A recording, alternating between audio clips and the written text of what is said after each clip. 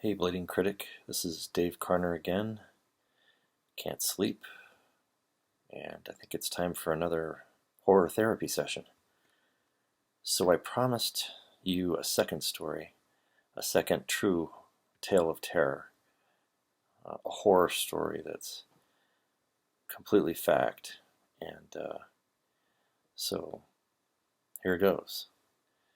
It's 1986.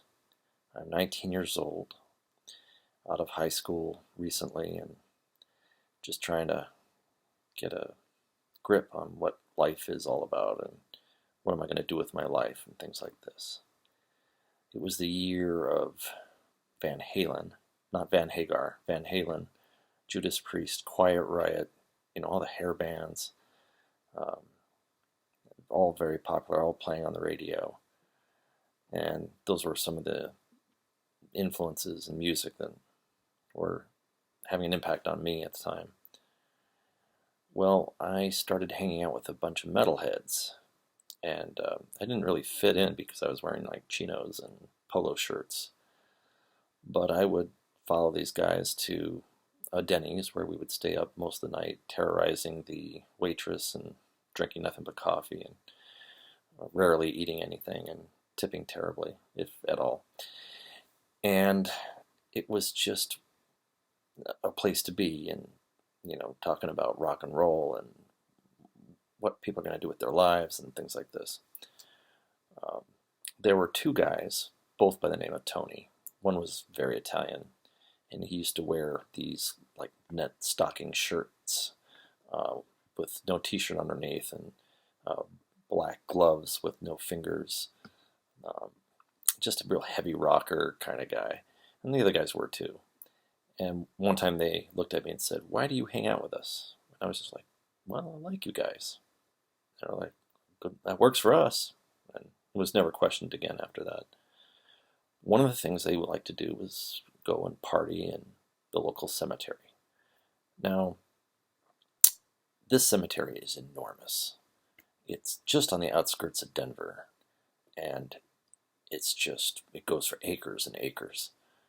And it's built right next to a reservoir. And between the reservoir and the cemetery, there's a jogging path. And between the jogging path and the reservoir, there's a ditch, where, that kind of separates the two. It's not for runoff. And every 50 yards, there's a huge oak tree, all lining this jogging path. And so we went to the cemetery in the middle of the night, packed in some drinks, went to a mausoleum, some stone steps where we just kind of hung out and listened to a boombox and drank. And there were a couple of girls with us, and we spent some time kind of chasing them around and trying to spook them from behind stones, things like that. And eventually it got really late, and everybody was pretty much ready to go.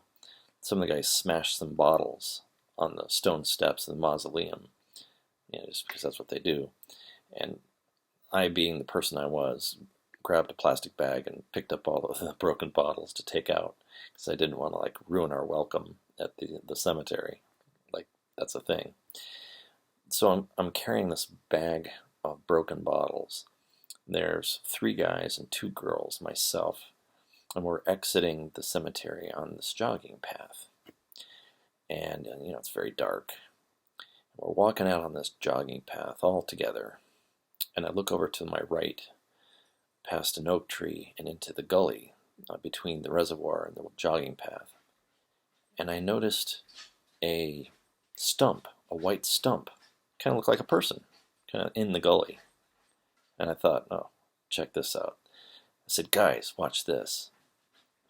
So I took the bag of bottles and I swung them over my head, like they were, like I was David and this was Goliath or something, and with the intent of smashing the rest of the bottles against this tree stump. So I swung the bag through, it landed low, and kind of the whole bag of bottles just kind of slithered down into where that white stump was.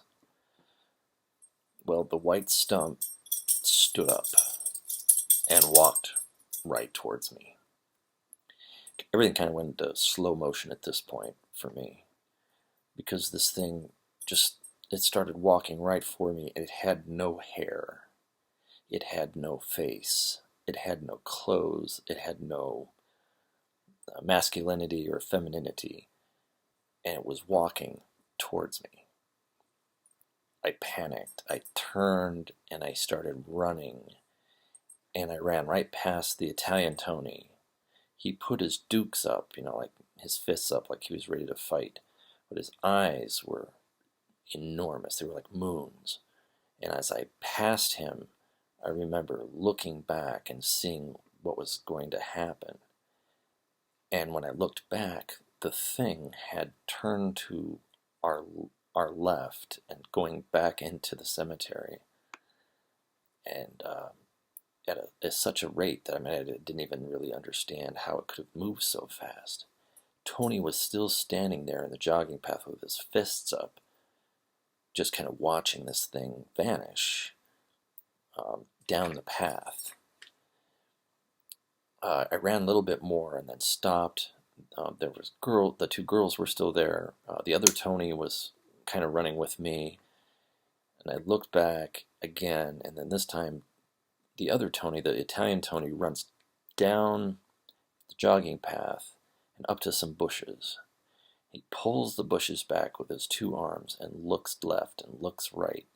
And all of a sudden he just turns around and starts running back to me, towards us, as fast as he could run, yelling, "Run, just run."